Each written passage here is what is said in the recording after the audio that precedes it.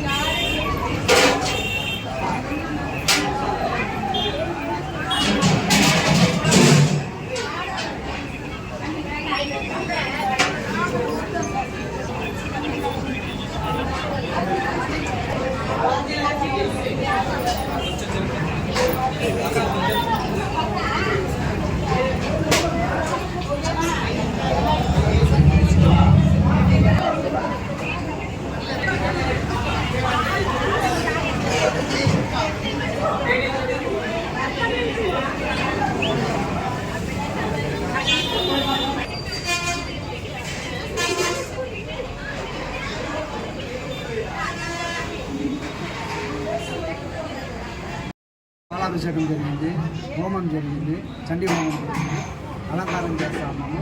పసుపు, కుంకుమ, చందనం అలంకారం అని అయింది. అమ్మవారికి అలంకారం అయింది.